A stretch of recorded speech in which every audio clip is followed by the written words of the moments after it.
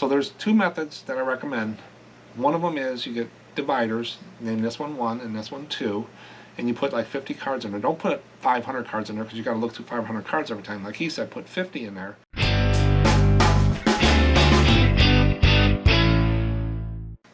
Welcome back to SM Postcards. Today, I have the little agenda down here in the corner where I'm going to go over what's sold on eBay. I have a lot of variety, a lot of cards, so it gives you an idea of what's selling on my side. And if you have any of those cards, could be a chance I might sell. Sometimes it's a little long tail on some of the cards, but they're not taking much room. So I sold 20 cards on eBay, and we'll go through those real quick in the beginning, and then I'll get into the special topic postcard, Elks Club postcards. I know people seen those, and some people think they're great, but we'll see what the data tells us here in a second. When I go through there, we go through the sell-through rate, the pricing, show you some examples and some history on the Elks and some facts. Then one of the things people have asked me about is money, how I do things and stuff like that. I will never get down to, I never put out the exact numbers that I do and stuff, except like when I sold postcards, but not for the year and stuff. That gets to a point where it's too personal, but I will give you a high level of budgeting. We're going to go over budgeting, how I think, in my opinion, about budgeting, how I track my business, and what I'm doing for the year and stuff like that. And we'll talk about when you have to buy a bigger purchase. Like I just built a computer here. I did do a video out there on that, but I got a small montage, a 4-minute little video of me doing that. But how did I prepare to buy that big purchase selling postcards? We'll talk about that and stuff. And set up a poll. I figured I'd do that. I was trying to figure out a way to do that. People kept asking me for spreadsheets. I probably never sent a spreadsheet out. Mine's so customized to me, and I don't want to get into tech support if something happens. I got to do this. There's Reseller Genie and stuff like that does. They have all the support set up and stuff. But then we'll get into viewer comments. I think I got 4 or 5 I pulled out. Some interesting ones from viewers asking me questions, and I'll give you my opinion. You always want to stick around to the end. Those are ad-libbed, just out of the blue things that I pick out of YouTube, email, or eBay. If you send a message in eBay, it's hard for me to reply. So if you don't get a reply in eBay, it's not because I don't want to, it's because eBay won't allow it. It won't allow me to put addresses, links, or send you places or stuff like that. Please put a comment in YouTube or send me an email at contact@SMPostcards.com. And that's the best way. If I haven't got back to you, let me know. I've been doing a lot of other things, but I think I've caught up with everybody. But let's go ahead and get started here on what's sold. Like I said, I sold 20 cards overnight. Now one just came in and I grabbed it. And I wanted to put it in there, but I didn't put it in the total because it's for the day. What I'm pulling is from yesterday. So the first one, this person bought 3 postcards. So they got a discount, 10%, 15%, I forgot what level it is. But they're naval ship cards. As you know, I sell a lot of those. I have thousands of them. I bought a big lot years ago, and I just keep selling through them. They're paid for, and they're great. People like them, and they're easy to do. This is the USS Kansas. It has some information on the back about what the club did, but that's the USS Kansas. Then we got a publisher card. This is a Chrome card. I got a bunch of these too that they purchased from a publisher. There's the publisher name on there. This is the USS Kansas City as well. Nice Chrome card. And then we got a print that the club did. This is on semi-gloss front, matte back. You usually find matte on the back a lot because when they write on ink and stuff, it'll get absorbed and dry. With glossy, it might not dry. But that's the USS Maine. Now the EXACR 11 right there means it was changed or sold, I think that's what that is. Because a lot of the Turkey boats and stuff from Turkey they have X or EX on there, and I read something attached before that we sold a lot of boats like the different nations, and they would change and put an EX. It was EX whatever. But those 3 cards sold for $14.25. Next one is City Hall and Chamber of Commerce building in Lubbock, Texas. Nice Chrome card. Rounded corner, that usually doesn't give you any more extra money to run. This was done in the 50s and 60s, 70s. I think it was a big thing, but it doesn't really give you any more money. I don't really look at the rounded corners stuff. That's the City Hall. What sold it is probably these cards, and that sold for $4.75. Flag. This was posted in 1917.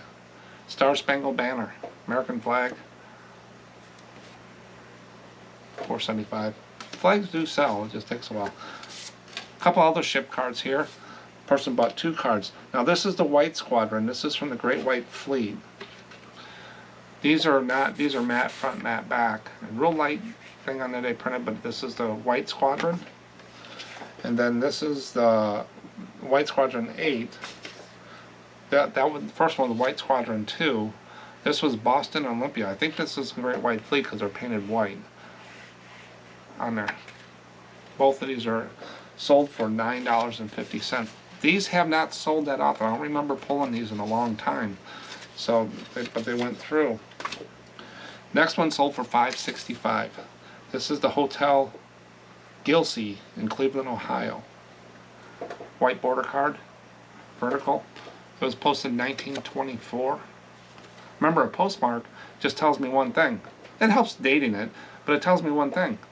Postcard was made before 1924. Because if it wasn't made, it could never be postmarked. Some people buy postcards in 1910 and put them in a drawer and not use them for 10 years. So you never know, but it does help with dating. But that's the hotel there. And that sold for $5.65. Next one sold for $4.75. Whiteface Mountain, Osmell River, and Adirondack Mountains. Nice view card. That's a view card right there. Perfect example. 1955 posted. $4.75. They do sell. Beautiful residence on Adequate Neck Avenue, Watch Hill, Rhode Island. Another white border card, 1935. This little car right there. $4.75.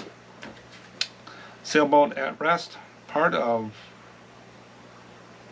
harbor somewhere. Not for sure exactly where this is. It's a boat in a harbor. Posted. $4.75. Next person bought 2 cards. First one is a Midtown Motor Inn, Atlantic City, New Jersey. Different looking card, not posted. And then this one sold for $45. The total for these 2 cards was $9.60. This is Atlantic City Sky Tower. So he had a theme going on in Atlantic City. 2 cards. This one wasn't posted. So both of these cards were $9.60. I like multiple orders. I can put 2 cards in one envelope and 68 cents. Then I got this one. This is Spearfish Canyon, South Dakota. Right there. It's just a waterfall. $4.75. Just to get in there, Mount Cranmore and Ski Mobile, North Conway, New Hampshire. Ski Mobile, I've sold a lot of those. That's that Ski Mobile right there in Mount Cranmore, Ski Mobile. $4.75. They don't do that much unless the Ski Mobile's in the picture. The Our Little Chapel by the Lake in Ghost Town presents Knott's Berry Farm. This is the Knott's Berry Farm card. Right there. Vertical card. I did a video on Knott's Berry Farm. You want to check that out. I learned a lot of doing the research for that, but it's a chrome card, $4.75. Fabulous Clearwater Beach, Florida, on the Gulf of Mexico. Touristy card, nice beach scene. Posted, 1968. $4.75. Next one sold for $7.65. This is Hotel Somerset, Boston, Massachusetts, white border card. And if you look on the back here, it's got some things about the hotel. And you can check special daily rates, bath, date arrival, address. So it's all pre-filled out. Someone had $2. I never take those off. I don't erase all that stuff. That's the history of the card. Just leave it there is what I do. And that sold for $7.65. I probably priced it up because of all the stuff on the back. A little unique. Next is another Navy ship. This is on matte, lighter cardstock. This is the USS Fisk DD-842. $4.75. Greetings from Ocean City, Maryland. Posted 1967. Nice coastline view. Posted. View card, $4.75. Then I just had this one pop in. I'm not putting it in the numbers because it is for the next day. But this is a Halloween card. I got this, 8 months ago, maybe farther than that. It's The Witch. And there's some artist on there, I forgot who it was. This sold for $23, $22 on this. It sat for a long time. These cards, the older Halloween and stuff like that, they do tend to sit. You pay up on them and they sit. So that's why I don't chase them all the time. I usually get them in lots or I see them in auctions and I'll buy them. But I usually don't chase them all down. You got to watch for reproduction of these too. But this is The Witch, $22. So my total for today, excluding the Halloween card, is I sold 20 cards. This year I want to do 16. So I made it today, I got 4 more. $106.79 on all those cards. I want to do $80 a day this year. So I put $40, $50 in the bank. Average sale price, $5.34. Kind of side trend now. I'm at the $5.30, $5.20 mark. So it went up a little bit, but not where I wanted. I wanted to go up a little higher. But that's what I did. So it's not a bad day for postcards. Last week really was poor. Some days I did 3 cards. One day I did 2 cards and stuff. So, but I worked on other stuff. But it's kind of nice to have that break when I was doing the other stuff. Sometimes those slow sale days come when you're not doing other stuff. But that's what sold on eBay. Now we're going to get into Elks.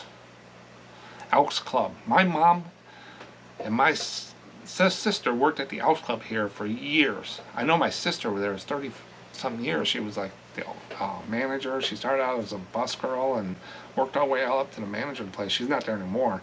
It's still there. They have a golf course. They closed the swimming pool. There was one downtown where I grew up and they tore that down. I helped cook there and stuff like that. They had a dumbwaiter that went up and down. That was pretty cool. But it was an older building that they tore down and made a parking lot now. And then there was one other elk organization they opened up, but that's closed too. The only one still is out in the country for the golf course. Really nice course. In its day, they had a lot of people out there and they had good food. They had chefs and stuff out there. I used to cook Easter brunch out there and stuff. We had breaking eggs for days. But let's talk a little bit about the Elks, the history. I just got 3 little paragraphs here, and I picked up 4 facts about the Elks that I think will pique your curiosity about it. And while I do that, I'm going to show you some postcards that I found about the Elks. Here we go. The Elks organization has a fascinating history that began in 1868. That's 1868. I didn't know it went that far back. A group of actors and entertainers in New York City wanted a place to socialize and help each other out. They formed the Benevolent and Protective Order of the Elks. That's the BPOE sign you see on there, Benevolent and Protective Order of the Elks, which is commonly known as the Elks. The Elks started as a small group but grew rapidly as more people joined. They became known for their charitable activities and helping those in need. Over the years, the Elks organization expanded its reach across the United States. In 1885, they became a national organization and their membership continued to grow. The Elks were committed to supporting their communities, helping veterans, and promoting American values. They also built lodges, which are like special meeting places in different cities where members could gather and work together on charitable projects. Today, the Elks organization is still going strong with thousands of members across the country. They continue the tradition of charity and community service, making a positive impact on the lives of many people. The Elks have a rich history filled with friendship, compassion, and dedication to making the world a better place. 4 facts. First one, did you know that the Elks organization has a secret handshake? Members use this special handshake to recognize each other and show their elk pride. I don't know what the handshake is. If anybody out there, it's a secret, so we shouldn't know. We shouldn't tell it, right? Then the second fact, the Elks Lodge is like a hidden clubhouse for grown-ups. Inside they have a room called the Antler Room, where members gather for meetings and events, It's not filled with real antlers though. It's just a cool name. Third fact, Elks love to collect strange things. In some lodges, you might find a collection of weird and unusual items like funny hats, old photos, and even bizarre trophies. It's their way of making their spaces interesting and unique. The last fact. Did you know that the Elks have a magical number? It's the number 11. You might spot this number in some Elks rituals and symbols. They believe it brings them good luck and special elk powers. Okay, that's crazy. So that's a little bit about the Elks. I learned a few things, even though it's been in my family for years. We weren't members. My family worked there, and we worked there. It was a lot of people came there in those days. So it kind of 1868. I didn't know what was created back then. But do they sell? Always a question for resellers. I'll quickly go through this little chart. I've been going this for a while, but I created this because I needed something that gives me data-driven decisions. I just don't like, oh, this card looks cool, I think I'll pick it up. I want to have a little bit more meat behind it to say, yeah, it's an average card or whatever. Over time, I've created a nice catalog in my mind. Looking through a white box, I can go through them pretty quick. There's still cards every day that I see that I've never seen before, and that's for sure. Sometimes I pass, sometimes I pick them up and take a chance. Spin that wheel. But this little chart here helps me. 0 to 3% are low. Those are like Cypress Gardens, Mount Vernon, Niagara Falls, stuff like that. Washington, D.C. They're just in the red. I pass on those if I can. Sometimes I have to pick them up in the lots and stuff, but most of the time, if I see them singly and stuff, I just won't pick them up. Then I work in the 4 to 10%, the average and the high. That's what I look for every day. As you see what I sell, $4 to $5, $4 to $6, $4 to $7 cards. That's what I look for. That's what I deal in. And while I'm doing that, I find the 11% and above. Just like this Halloween card that I showed you. I got that in while I was looking for the other ones. And I just sold it for $22. I think I paid $1 for it. Maybe $2 or something. I can't remember. I have to go back and look on my sheet. But that's how I work. I work in the high and the average. I'm not one that's going to go out there and do all this research and stuff. If you find a car in my store and you bought it for $4 or $5 and you sold it for $50, great. I got what I want out of it. You did the work. Go get some more. That's how I feel. I'm a mover quantity. I like moving quantity of cards is what I do. That's my game. That's my model. And people that do the high ones, the real photos and stuff, you can throw sell-through rate kind of out the window. Those sell themselves. They're unique. You're going after the collector market. They're one of a kind a lot of times. It's just their own unique way of selling. The low ones, no. They're going to sit. They're going to clog it up. But you got to have a variety. You want to keep people in your store. One person might look for it, but you don't want to load you want to load up on the high. I think my model, I load up on the average and high with some very high, and I know I have some lows in there too. But do I go pull them out just because of that? No. Some people buy it. I sold some view cards today that you never think they'd sell. But how I do it is I go out to eBay. Real easy, not scientific. I don't get down to the last card. It's not going to make a difference. It's going to fall in a range. It's going to be green or it's going to be red. I go out there and I typed in Postcard Elks Club. And I click sold, which clicks completed. And I got 245 sold. Wow, I said it's low. So I did it again. Low. I take the sold, and then I unclick the sold, that's unclicks completed, and I get the listed. There's 5,100 listed. It just seems low for me, but 200, so then I take the sold divided by listed, I times it by 100, and I get a percent, and I round up or down. So 245 divided by 5,100 times 100 gives me a 5% sell-through rate. And if you look at this chart, that's right in the middle of an average card. So if you see a box and it's got a half a section, half of the box is Elks, do not pay above average price. That's what this does for me. If I see a box and it's full of stuff that's in the high and the very high, I'm probably going to pay up a little bit to secure the deal. But if it's a box of Elks cards or Masonic cards and stuff, I'm going to be below my average price because I know they sit. That's how you can use stuff like this. It's not cut and dry. You go with your gut too. You go with the price. You go with the market. This is just another piece of the puzzle, but it helps me. And I did put a sheet on Ko-Fi that I do for myself every year just to energize myself on what's selling and not. But the market doesn't change that fast with postcards. They've been selling these for years.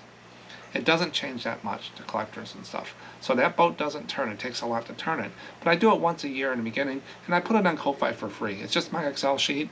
I sort it in different ways, put it in a PDF, and you can download it and take a look. I add to it every year. I got some written down. Some people wanted some things added. But it's out there for free. It says pay what you want. Just put 0 in there and you can download it. It's on Ko-Fi. It's free.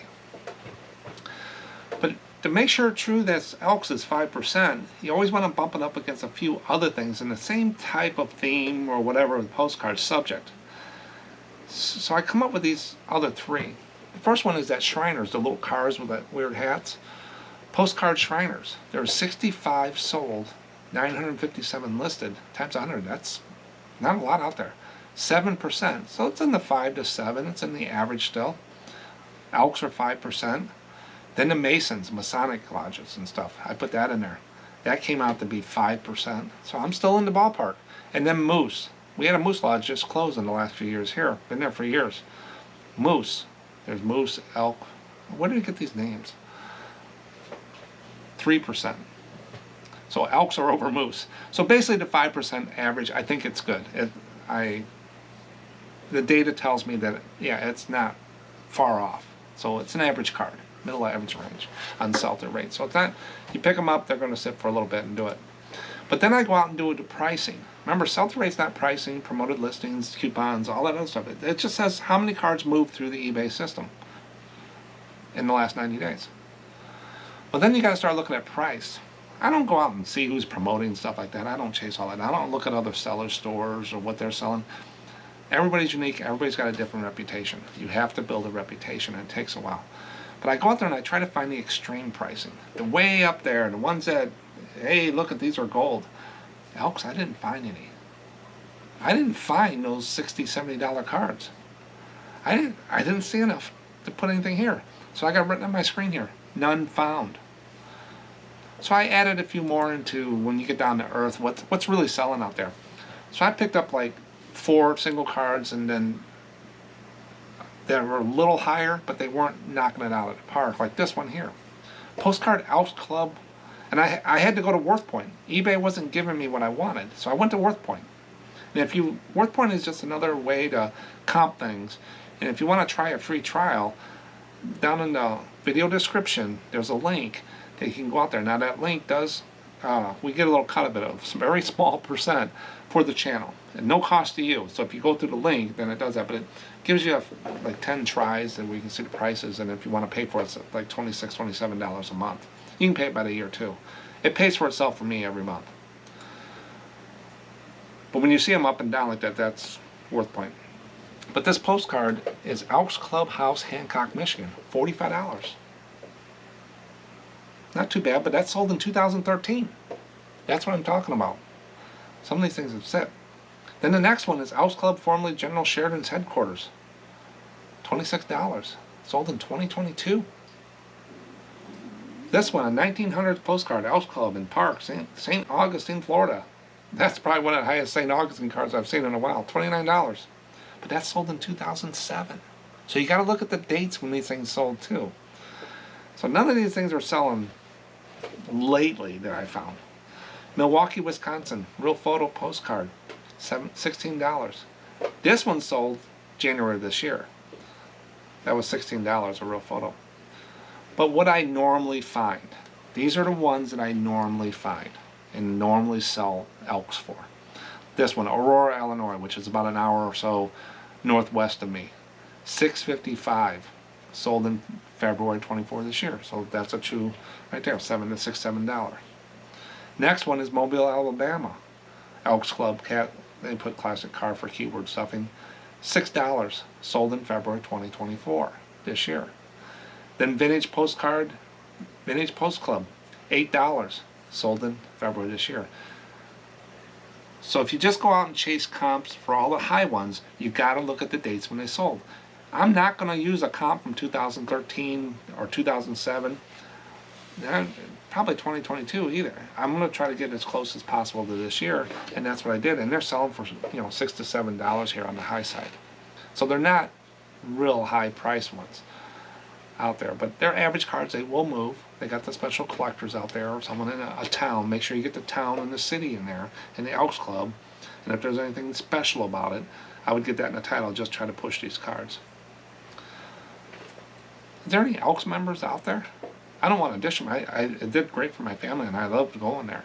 The Moose Lodge, I don't know a lot about. The Masonic, the Knights of Columbus, all these different things, the Lions. My father-in-law was a Lion for a long time. I never was involved with them and stuff like that. But any Elks members out there? That's the Elks. Who knew? And now we're going to get into not a poll or stuff like that today. I get so many questions, and I tend not to answer a lot of them because they're asking specific numbers, and I don't give that out on the channel exactly what dollars I do. You can pretty well figure that out if you watch my store. But there's certain things I just don't give out. And I want to answer as many questions as possible by going through budgeting. Because I talk about it a lot, my goals and budgeting. People have a lot of questions on how to do that. Now this is going to probably go a little longer, so stick with me, and maybe you can pick one thing out or something like that. But these are all numbers for demonstration purposes. It's not actual numbers that I have, but I make it easier and stuff. But we're going to go through the budgeting. I'm going to talk a little bit about how I manage my money, the expenses, and how to handle when you buy bigger things. Like I just upgraded my computer. I built one. I'm going to show a little montage of that and how I handle that. And then I'll touch a little bit on the inventory. So it's a little longer segment than a poll would be, and then we'll get into viewer comments. But I thought I would cover it all in one video, and people can reference it and stuff like that. People have been doing it for a while. You probably got it figured out. New people might pick up something, or if you've been doing it, and you might pick up something. But this is how I do it, and it works for me. So budgeting. What is budgeting? So every year in a business, you set a budget. I used to do budgets out to 5 years, 10 years. That's where the VPs work. People that like run eBay, they're not looking day to day, hour to hour like sellers do, which is not a good thing in my eyes. The VPs are looking out, where's the company going to be 10, 20 years from now? The directors and stuff, other managers below them, they're looking at maybe 1 to 5 years. And then you get into the department managers. They're looking what's going on this quarter, next quarter, whatever. And then you get into the managers, the leads of the teams. They're dealing with the day-to-day. So your top guy is, you don't want to pay someone $1,000 an hour worrying about an email. That's what the customer, he hired someone to take care of that for him. And the stakeholders and stuff don't want the guy with all the brains or trying to figure things out and help in planning for the next 10 years, doing the day-to-day stuff. Get processes in place. But budgeting was a big part of it. So we would go out there and we'd set a budget for, say, 2024. We would forecast every month, every quarter, how we're going to end up. You can change a forecast, but I can't change that end budget. So if I budgeted to say I'm going to make $1,000 profit at the end of 2024, and I'm not on target for that, my forecast better reflect that. So the higher ups can go out to other departments, maybe get some money from them, or come in and help me cut costs, cut people to make the numbers that we forecasted or we budgeted for. So budgeted, we could never change, but forecast we could. And on a budget, you got to be realistic. We couldn't be 10% off either way. Some vice presidents didn't want you to be that far, but you can't be 10% either way, lower or higher. Now there is some things that pop up and things like that might cause some issues, but that's where your forecasts come in. But they still hold you to that budget. Our bonuses and everything was held to that budget. It's all about who keeps the most money. Is the whole world. We had to make that budget number. We agreed to it as a manager. That was my job. But how do you come up with reselling? It gets it can get really deep, and I'll try. This is the second go around of this video. I've recorded this twice now, going in this second time, because I don't want to get real deep, but I also don't want to miss a few key points. So there's three things in a business: sales, expenses, and profit. Sales minus expenses equals profit. Profit is what you put in your pocket, clear and done. All the hard work you do is what you end up with. But how do you budget for sales and end up with profit? If you just do postcards, this is working off of what I do. I'm just basically postcards. So if I say I'm going to sell $200 or 200 postcards per month. Remember, these are just numbers for demonstration purposes. So I budget, I'm going to sell 200 postcards a month. I times that 200 by 12. There's 12 months in a year. I'm going to sell 2,400 postcards this year in 2024. That's the number of cards. Then, if you know your average sale price, say $5, times that by 2,400 cards sold, you're going to end up with $12,000 in sales. And you can put any number you want in here. I'm just using the 200 and the $5 for demonstration. So $200 or 200 cards a month equals $2,400 a year. Times it by $5. I should end up at the end of the year, if I'm doing that, with $12,000 gross sales. Then you get in there, you got to figure out your expenses, your cost of goods sold, your monthly expenses, your envelopes, all that stuff, your packing material, your tape, any subscriptions you have, stuff like that, everything that you pay every month, and your site fees like eBay fees. You take all those expenses, you minus it from the 12,000, and you should end up with a number around 40% is the number I'm using here. You can say 50 or 60. It's a little higher sometimes with postcards because you buy them cheap and you sell them high. But 40% is usually a number, resellers, it's a good number to demonstrate with. So if I want to make 40% profit at the end of the year, clear and done, you just take $12,000, your year-end budget, times it by 40%, you should put in your pocket $4,800. So that's how you can come up with a budget. A lot of people say, well, I don't want a budget. That's fine. But if you want to manage a business, this is the first step. If you're a person that goes out there and tries to compete with other resellers, saying they're doing this, I want to do that, that's not a good place to be. You're not managing a business. You're running a race. You don't want to get into that. You want to do what you want. Say 200 cards a month is not enough. What are you going to do to pick that number up and put some more to the bottom line? 4,800 is not enough. I need to do more. Raise your average sale price. Will your sales go down? Will you make more money? That's what business is about. Making key changes. And it's not making a change on Sunday night because you had a bad weekend and then change it again on Wednesday because it's not working. When you make changes in business, you got to let it run. You got to let it run a cycle. I can't tell you what that cycle is. Everything's got different, but it's got to run longer than a couple days. And I see so many resellers make knee-jerk reactions after a bad Saturday, throwing sales on and raising prices and stuff, and then the next few weeks they turn it off because that didn't work, and that's not how it works in my eyes. So that's how you can set a budget. Number of cards times the average sale price minus expenses will leave you with a number that you can deal with. You can put any numbers you want in there. How do I manage the budget? I set up a spreadsheet. Nowadays, if you can load an app on your cell phone, there is no reason that you can't build a spreadsheet. A lot of people tell me that. For years I've told them, can you load an app? Someone comes to me, I'm technically challenged. But they got the newest iPhone, and I say, can you load an app on that phone? Yeah, that's all it is. You just need to learn. Sit down and learn. If you're not doing spreadsheets and you're doing it by pencil, you're way behind the curve. A spreadsheet will save so much time. So just set up a Google Sheets or Apple Sheet numbers or whatever, or Excel. In Microsoft, just set up a spreadsheet with those numbers I did And you can go in and do what ifs. You can put the 200 times 12 and you can change it to 300 and it'll do all the calculations. It makes it really easy on what if scenarios. Track your cards sold. eBay gives you that information. You can look in eBay under Seller Hub, Performance Sales. They will show you how many items sold. Track your ASP.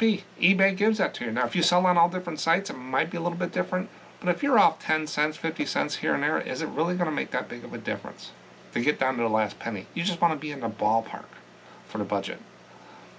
And then track your expenses. And I'm going to show you a little bit what I do. Most resellers don't have a lot of expenses. There's two parts of taxes and stuff like that. There's bookkeeping and there's end of year. Bookkeeping for somebody as a normal reseller isn't doing hundreds of thousands of dollars a year, have employees, there's no reason you can't track your expenses. I have maybe 5 to 8 expenses a month, maybe 10, but they're all buying something from Amazon or doing this or subscription here, and some of them roll over every month, so it's pretty simple to keep track of.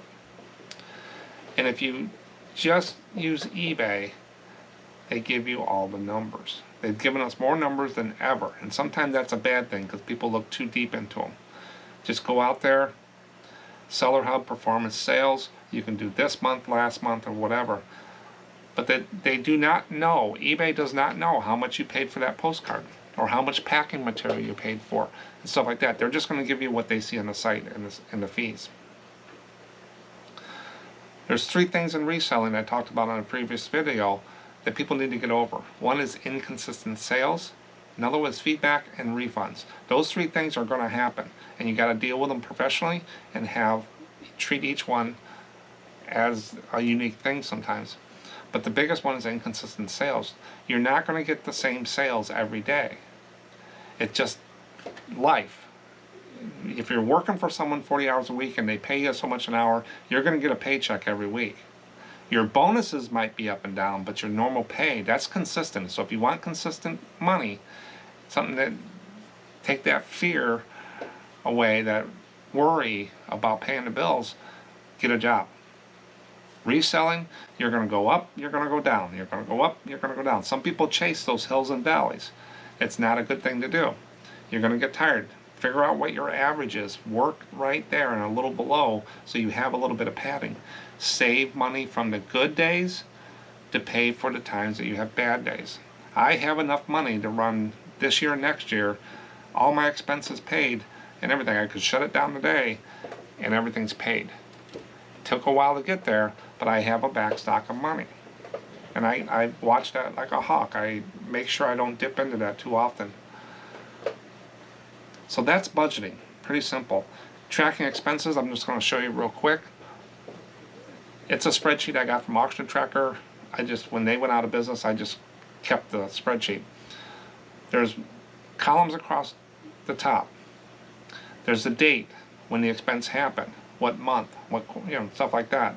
Then you got your item description, so you know what it is at the end of the year or every month. Then your cost. How much did it cost you? What did you pay? And where did you get it from? Who did you purchase it from? And then the category. My accountant likes the categories. At the end of the year, I take my expense sheet here. I got one for every month, lines, and I break it out by month. And then I sort it by category. And then I give her a total for each category. What she's looking for is making sure that everything that I'm expensing out is normal customary to my business. And also, if there's any bigger things I bought, I don't have to ask her if I want to buy it. I don't work for her. But she's going to sign off on this. But like when I bought the trailer for the flea market, we amortized that over 5 years. So she saw that and said, well, I'm going to amortize it. You're going to make it'll be better for you. You're going to do that. And then what account? If you have different accounts on different sites or stuff like that. Right now I just have SMPostcards. So that works for me. I just put everything under SMPostcards. I don't do toys and stuff anymore. I used to split it out between 3 or 4 different account names and stuff like that. Little entities under the main Shellmark Sales is my main business. But that's the expenses, how easy it is. And just keep track of it. I put the expenses on there by the end of every month. and then I just put it in a bucket, and then at the end of the quarter, now I just go and put it all together. I get all the documents and any receipts I need. I'm not going to chase down a $5 receipt. I'm not worried about that. Anything you buy on Amazon, you can go and get. Most of the time, if you bought it online, you can go get. I'm not worried about all the receipts, but I keep up with it at least monthly and quarterly. At the end of the year, I'm just waiting for 1099s. And so if I could give my tax number to my accountant almost today, because I have a spreadsheet and it does it for me. The next thing is, what about bigger expenses? I'm going to use an example here of I needed another computer. My other computer is about 5 years old. I just bought it off the shelf. During the lockdown, I couldn't find the parts at a good price to build a computer that I wanted. Because everybody was building computers, the crypto farmers were buying stuff, the MSRP on stuff, it was just unreal. And a lot of stuff you couldn't get. And everybody knows you couldn't get a lot of stuff. So I wasn't going to bank on getting some rehashed parts or whatever. So I figured I'd just go out and get one off the shelf at Best Buy, and that's it. It was a $600 computer, and it did me. Everything we need for a reselling business, a computer, you can run it on your phone. I used to run it on a small format computer for a while. I ran it on my laptop, but I wanted something a little bit more because I was getting into some editing and some other things. I just needed a little bit more power. But now that one, I'm starting to run out of space. I saw a few issues, and I can't do anything else with that computer, put cards in it, because the power supply that it has in there will not accommodate it. And to go to the next level of power supply is more than what the computer cost. So it didn't make sense. I'll use it as a backup. So I went out and I said, I'm going to build a computer. Or I went out and looked for pre-built ones. And I'm saying, I could build these maybe a little bit cheaper, and plus learn a little something. I haven't done it in a while. And I have the knowledge to do that. So I went out and I researched and I picked out the parts I wanted. I spent about $1,000 on everything because I was, pimping it out a little bit, tweaking it up. Probably way overkill. This computer is way overkill than what I need. But when you get into stuff, you want that next piece of chrome on that motorcycle. But for 12 months, if I cash flowed that out for 12 months, it's only $83 a month. And that's my main thing for my business. If that goes down, you could be in trouble. And if you take the $1,000 and divide it by $5, that's 200 postcards. So I need to sell 200 postcards to pay for my computer, or 250, around there. 1 month, it pays for this computer. So that's how I kind of look at the thing. But when you get these bigger things, you want to plan it out. A new computer was planned for 2025 in my head, is when I wanted to do it. But I started seeing some issues with the other one, and I just picked up on. I said, I got the money. I want to do it. Parts are cheap. Let's do it. But you got to ask yourself when you're doing these big things, like buying a paper tape machine to do packing, what is the return on that? Are you going to get your money back? For me, a paper tape machine, for as much as I box up anymore, isn't worth it. But you got to ask yourself, is it a want or a need? Will it benefit your selling? And how does it do that? Time, organization. It saves you time, productivity. Needs go first. This computer was going to turn into a need probably by the end of the year. My older computer, I felt. And that's just from my experience, and I'm skilled in that area. I just didn't like what I was seeing. It's like having a car, your check engine light come on. If the computer had a check engine light come on, I think it would come on at the end of the year. So I said, it's a want right now, kind of a need, and I did that. Then you figure out your estimate. At first I thought I was going to spend about $1,500. But once I got out there looking at the parts and I found some combo deals, stuff like that, I was pretty good. Also, I looked on eBay for parts. There was no way I was buying new computer parts on eBay. It was just crazy. Some of the descriptions, no returns, open box. It's just all over the place. So I found basically 2 companies with good return policies, good reputation, and no problem. I did have one part that was dead on arrival. And I sent it back, got a refund the next day. And what did I do to fix it? I have a Best Buy over here. I just went over and bought one there so it didn't slow me down. and I saved $20. So if I went on eBay, I would probably still be struggling because some of these computer people, they're good sellers out there, but the things I was looking for, I just didn't know. And knowing the return policy and stuff on eBay in my time frame, I felt it better going to those two companies. And if you know you're going to be making a bigger change, put money aside until you get a good down payment on it. I paid cash for all my stuff. This computer is paid for. Everything's paid for in my business. I don't run any kind of credit cards or anything like that. If I have to buy something on a credit card because I don't take my debit card, I'll do that, but I pay it off. I don't want to owe. A lot of people say, well, that's a write-off, Mark. You can write off $1,000 on your taxes. Really, I got a $150 discount. Because the self-employment tax is about 15%, 15.3% for 2024.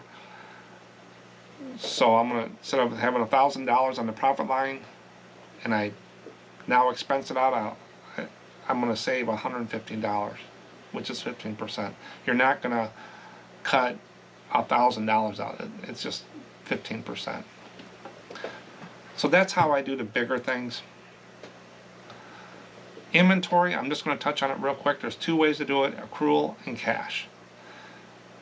Cash is that you expense it when you buy it. If I go out and buy $2,000 worth of postcards today, I come home, I expense $2,000. When I sell that item, I don't expense it again. I've already expensed it. Accrual is I bought $2,000 worth of postcards. I don't expense it until I sell it. Accrual accounting will give you a true view of what's happening in your business. Cash accounting will not give me that, because I'm going to carry that $2,000 the rest of the year. And I can show a negative in February, negative in March, because I haven't got the money back yet. I'm not showing the true thing. So I do accrual accounting on my bookkeeping, but at the end of the year, when we file with the IRS, me and my CPA, we do cash. So she takes my beginning inventory of January, and I give her the number at the end of the year. She minus the two. That is my cost of goods sold. And it's cash. But if you're doing cash, that might be a reason why you don't think you're doing as much, because you're buying a lot and you're expensing it. If you break it down, if a person with a lot of stuff or don't have a lot of time, accrual can be a lot of work. Me, I have it programmed in my spreadsheet, my inventory. When I sell it, I put the SKU number in. It automatically gives me the price and stuff like that. So I made it easy for me. But you need to understand accrual and cash. Most people are doing cash. If you do cash and you want to, or accrual and you want to change it to cash, the IRS doesn't like you to change. Your CPA will tell you about that, because you can double dip. So if you go from cash to accrual, you've already expensed it, and now you're expensing it again. That's why they don't like that. So, but this is a sample spreadsheet that I have. And I do this every time I list a postcard. It's real simple. I have two screens. I just copy it over. It doesn't take that much more time. First column is the date. When did I list it? Second is the eBay title. Once I get the title done, I just copy and I paste it here. The SKU number is all filled out. It's just sequential numbers. Just keep on going. So when I print out my 50 labels for my postcards, I know what number to start with, and I do 50. That's the SKU number. How many do I have? It's defaulted to 1. If I have 4, I change it to 4. What did I pay for postcards? Most of the time I pay 15 cents. I don't get down to the last card exactly what I pay for it. The black helicopters are not going to come. A lot of times you're going to see 15 cents, because that's the average with the high-end cards, low-end cards. Last year I think I went down to 10 cents, because I bought up some big stuff. Then it takes the quantity times the cost, and it'll give you a total. And then it tells you if it's sold. I have a little thing that runs in the background. When I redo my numbers for the month, I kick that off. There's a few things I have to do with it, and the programming will go in and set these how many are sold, how many are left for me. So at the end of the year, at the top of this spreadsheet is the number I give my accountant. I don't go and count 100,000 cards every year. This is the number she gets. And I told her that. I'm not going to go and count every one of these cards and make sure it's all there every year. I do spot checks in boxes. But that's how easy it is to do an inventory. In summary, budgets You should have an idea. Don't compete with other people. You don't know the whole story. Figure out what you need. If you want to sell 10 cards a day, or you want to sell 100 a month, that's $1,200 a year. If you do the high-end cards, it could be $20 a card. If you do average, it could be $500 a year. You bring a couple hundred home. You just decide where you want to be, and that kind of helps you. Do you want to bring 40% at the end of the year, or you want to bring 60? It's kind of hard to get up in the 50s, 60s, 70s at the bottom reselling sometimes with all the fees and stuff like that. So shoot for a number that you can meet, but it challenges you a little bit. The first year, I just make something that you know you can meet. Then you challenge yourself as you go forward, as you see I'm doing when I do what solds. Don't make it hard. And remember, you can still change that number. You're the boss. No one's going to fire you. The customers just won't buy if you raise your... So if you raise your sale price, your item prices, your sales might go down, but you might bring more to the bottom line and not do as much work, but you also could price yourself out of the market.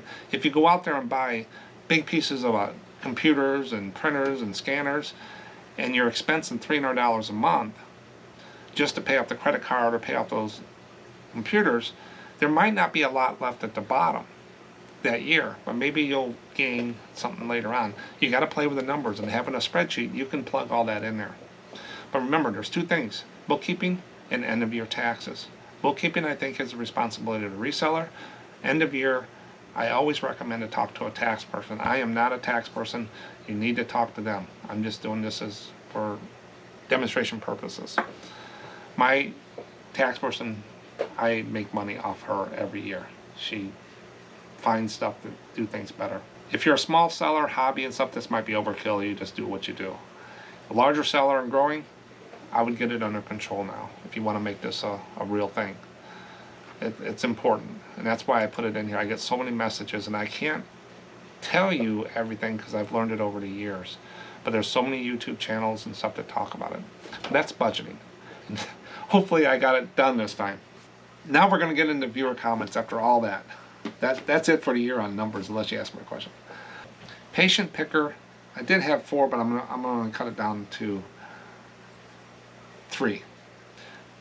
Patient picker said, selling question, I found some nice greeting cards at an estate sale. Now, we need some help from you viewers on this. If I list them on eBay, should I include an envelope with the card when it sells, or should I just ship the card without an envelope? I told him, I don't know. I don't do greeting cards.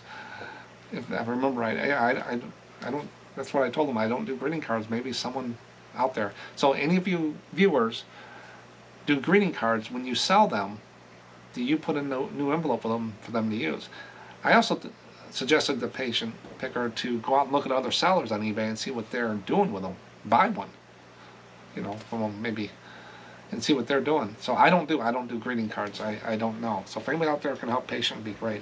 Thanks, patient.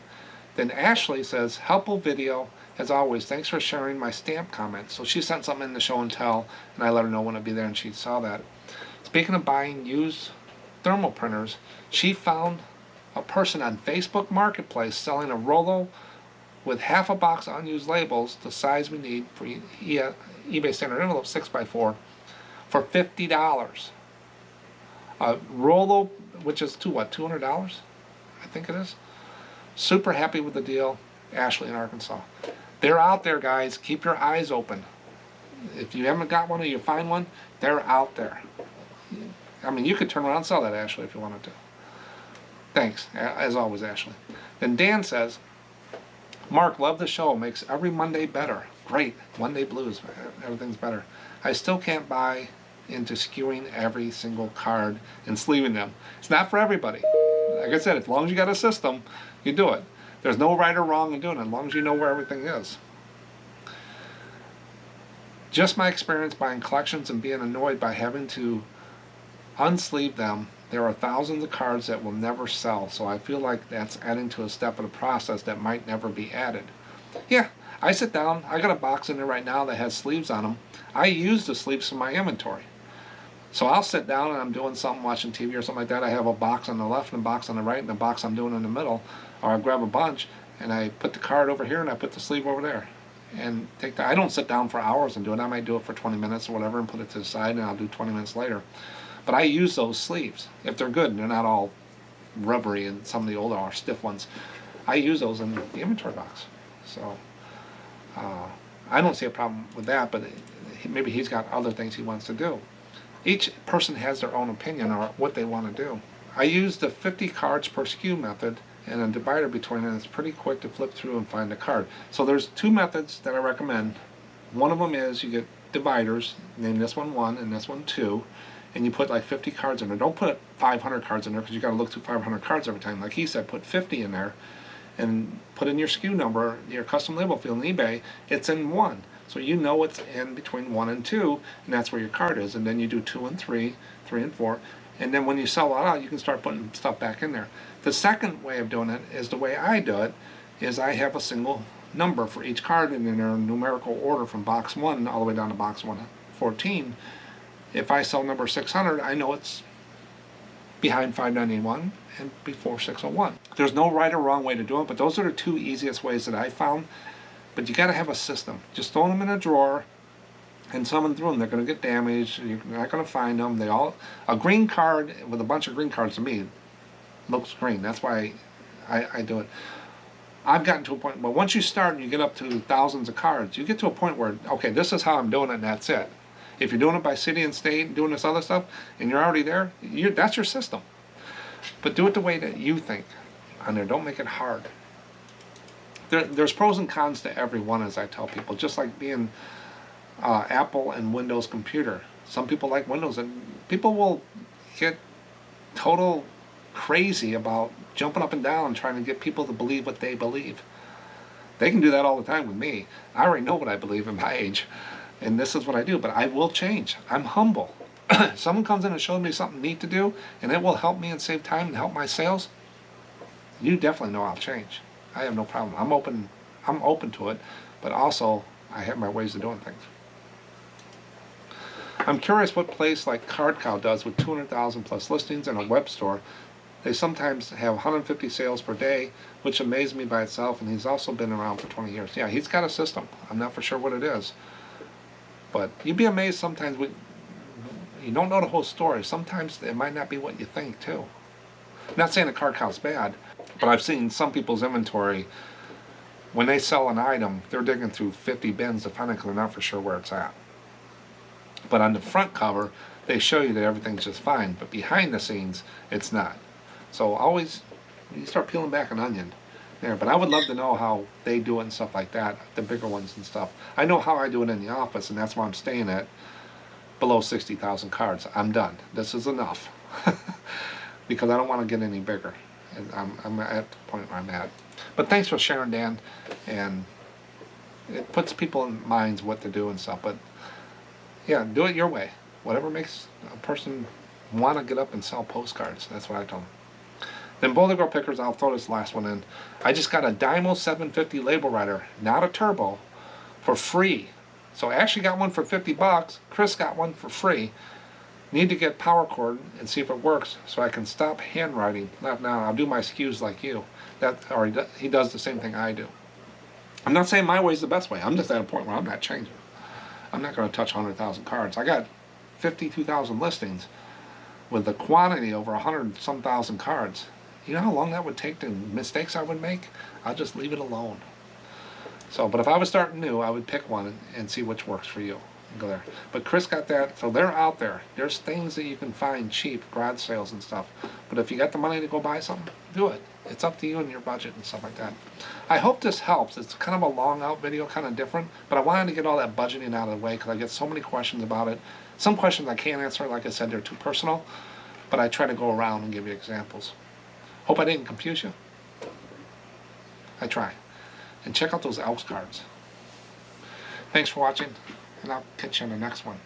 Here's a little bit more of the fish. I hope I got some new fish coming soon. Bye.